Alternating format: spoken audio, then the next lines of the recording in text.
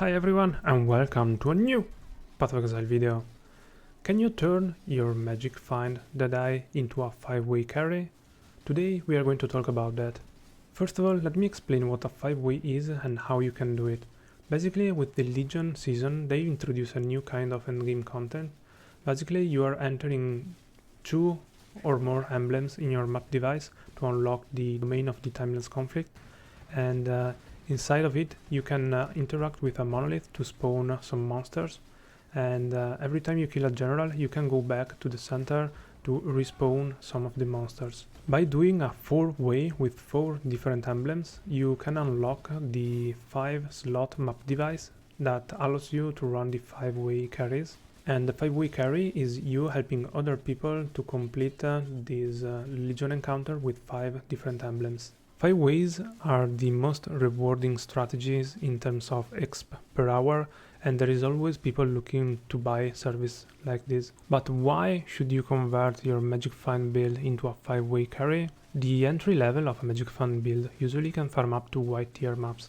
If you want to do some red tier maps strategies, or if you want to farm Nemesis 3, you have to spend hundreds and hundreds of Exalted, and moving to a 5-way carry build may be an alternative way to make more profit. Also, in a future video I'm going to talk about how you can farm Nemesis 3 with a 5-way carry build. So you basically, with this build you can farm 5-way carries and Nemesis 3 without any problems. Before breaking down the build, I want to show you how much you can earn and how to promote your service. So TFT Discord is the way to go. There is a channel dedicated to 5-way carries, and you can also spam in-game in the global and trade chat 820. Regarding the earnings, usually people charge per 5 runs, and you usually have 4 AFK people, which are leeching exp, and you have 1 resetter, which means this is the guy who goes in the center of the map to respawn the monsters, and after the respawn he usually go away from the center, and then after a couple of seconds at most he goes back in to respawn again. In this way you don't have to do anything but kill monsters, and usually the reset pay a little bit less. And also some people like to join as an aura bot to provide you auras, and usually you charge less for aura bots. And if an aura bot is also resetting, usually he gets further discounts. So you usually charge 3.5x per 5 run for AFKers, 2.5x for 5 run per reset or per aura bot, and if the resetter is also an aura bot you charge 1.5 or 2 exalted, is up to you. On average you will find 4 AFKers and 1 resetter which is not an aura bot, so on average you are making 16.5 exalted per 5 runs. The emblems usually cost 1.6 per run, so it's around 8 exalted per 5 runs, so you are making 8.5 exalted per 5 runs. One run takes 5 minutes, let's say plus 1 minute for preparation. You can do 10 runs per hour, so you are making around 17 exalted per hour, which is insane. The problem with this strategy is that if you are not a well-known 5-way carry, you need to build your reputation. There are many people providing this service, so it takes some time to fill up the party. And usually people do 5 runs. You can hardly find a party that will go on for 10-15 runs. In my opinion, this isn't a strategy that you do for a week to make more currency. You need to build your reputation. You need to build your customer base, and this may take months or even leagues to do it. But when you achieve it, you can actually make a lot of currency in a very short amount of time. Also, we are earning a lot of gem experience, and we have up to 15 empty sockets, so we can buy some awakened gems at level 1 and then sell them at level 5. For example, void manipulation you can make up to 1.4 exalted. Visual projectile you can make 150 chaos. You got the idea. And finally, let's talk about the build. I'm gonna leave a POB in the description. Regarding the skill gems, we are using Lightning Arrow with elemental damage, inspiration, added cold, Mirage Archer, and Fork. And we are using Barrage with elemental damage, added cold, inspiration, hypothermia, and cold penetration. So the barrage is identical to the Magic Find build, and we change a couple of gems on the Lightning Arrow setup. Here I have the Awakened ones and the Anomalous Inspiration. You don't really need to get started. I done some 5-way carries without the Awakened gems. I bought them later. It's a big boost. By increasing your damage, you can kill more monsters in the 5-way and you can provide more experience for your client. Auras, we are using Hatred, Precision, and Herald of Ice, like the Magic Find. We added Val Haste and Val Grace as a utility, and we are using Dash as a movement skill. That leaves us with 6 empty sockets, plus 6 on the alt equipment, and if you have the Maloney's mechanism or the replica Maloney's mechanism, you have 3 more, so up to 15 sockets. Regarding the equipment, there are a few variations you can do. I can only recommend this one because I tried only this setup. Now we are stacking decks, so we are using a dex stacking bow. You can Google it to see how it's crafted, and let me know if you want me to make a guide on how to craft this one. You can also buy one already made for 20-30x. I'm gonna leave a folder, a better trade folder down in the description so you can check. We are using a Here's Demise as a quiver with a good corruption. A good corruption is added the cold lightning damage or gain physical damage as extra cold or lightning. This will cost around 5x. We are using a Fractal Throws with the Lightning Arrow Lab Enchant. This will cost around 4 Exalted, and if you followed my Magic Find build, you probably have this one already. We are using a Here's Ire as a chest, pretty good, pretty solid chest. We are using the Solstice Vigil as an amulet that gives us all attributes, increased damage, maximum life, and Shaper's Presence that doubles the buff duration on us. And that includes the Headhunters and Inspired Learning buffs. We are using 2 Detaming. It gives us Elemental Resist, increased damage, and chance to freeze Shock Ignite, which is very nice. Also, chance to ignite is very useful for our flask. I'm gonna talk it in a little bit. And the amulet, the rings are pretty cheap. The Headhunter is pretty much mandatory. If you have a Magic Find and you did the tower strategy to find a Headhunter, you probably have it. Gloves, Shadows and Dust with Course Enemy with Elemental Weakness.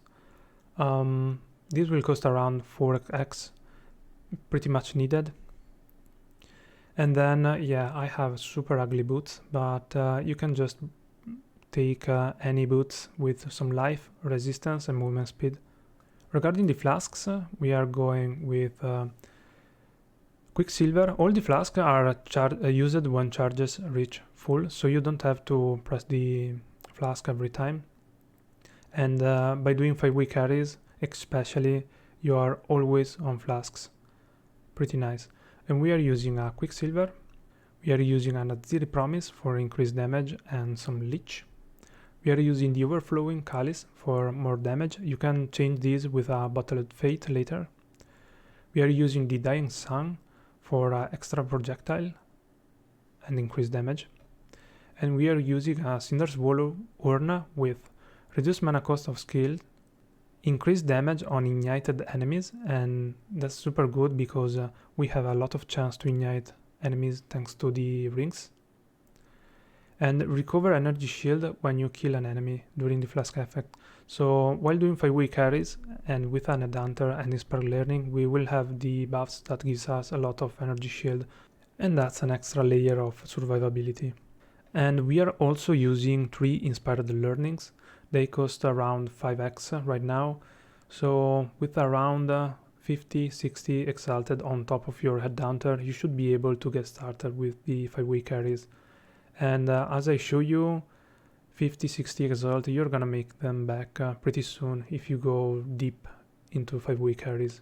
If you come from my Magic Find build, the tree is pretty similar. We respec some points to be able to go here to get the third spot for the inspired learning. So the first spot is here.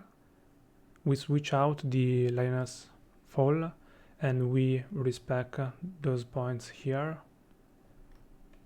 We get infused, frenetic, depth perception, and we already have the blue drinker for the 4 notables for the inspired learning. Here we are taking increased accuracy, and here we already have increased max life. The second spot is this one. Instead of the brutal restraint, we already have the 4 notables, and this time we are also taking increased crit strike multiplier against uniques to help us with the single target. From the starting zone, we respec everything up here. We move down here to get finesse and one with nature, and we respect the rest.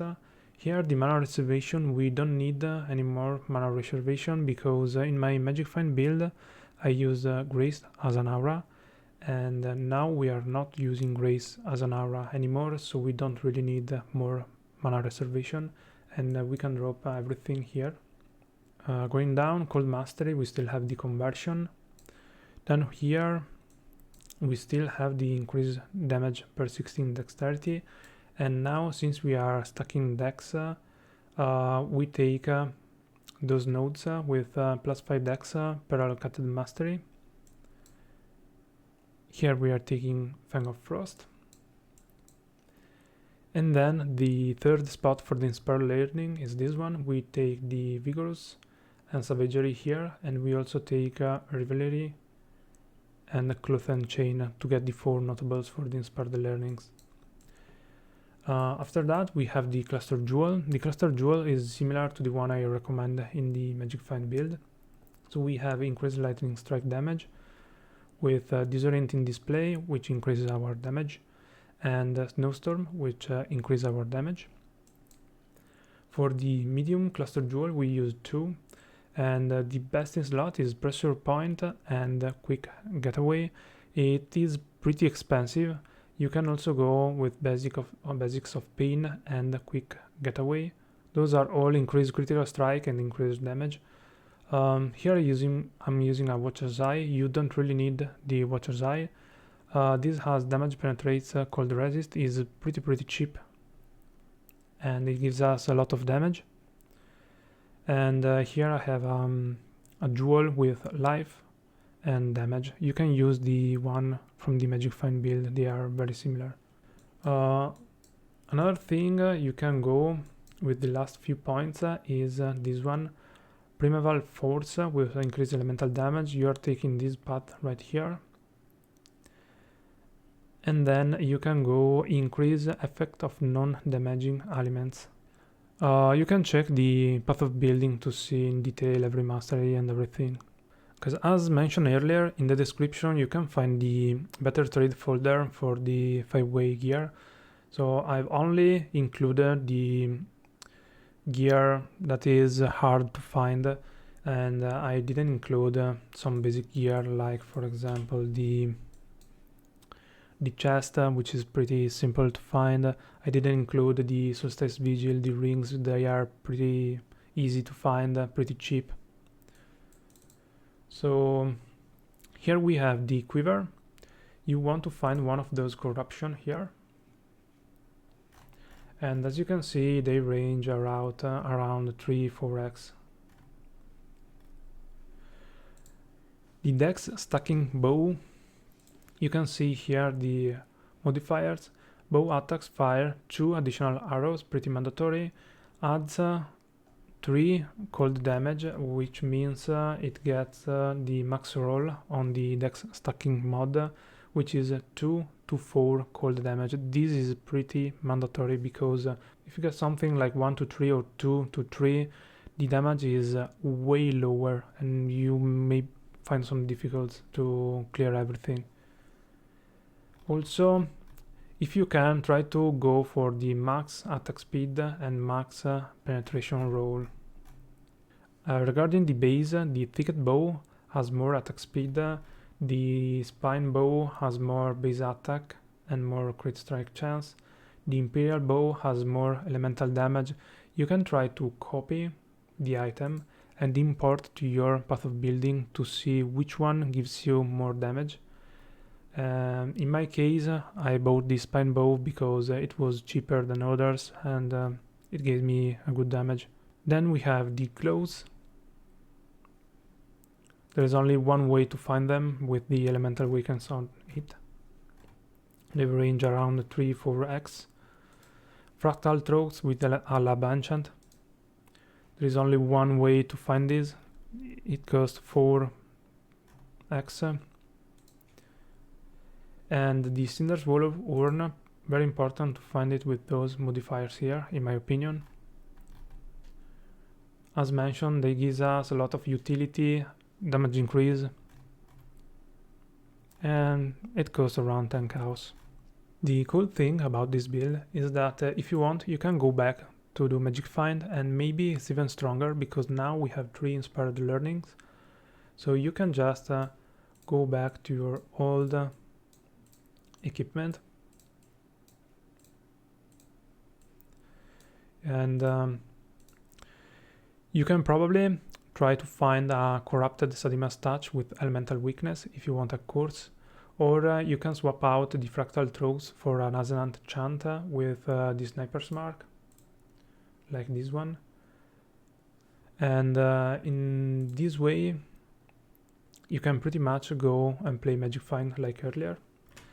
One thing right now, for example, I'm not res capped, but if I find some max roll or near max roll Ventor's Gamble with the Cold and Lightning res, I can probably cap my resistances, and it will cost 5-6x per ring, but if you're doing 5-way carriers, this is not that much.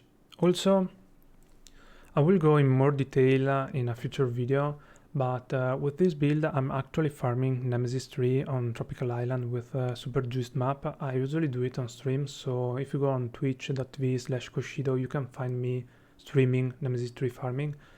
And basically I'm using an Ascendant Chant with a Sniper Mark and the Shadows and Dust with the Corruption of Critical Strikes, which is a lot cheaper than the other.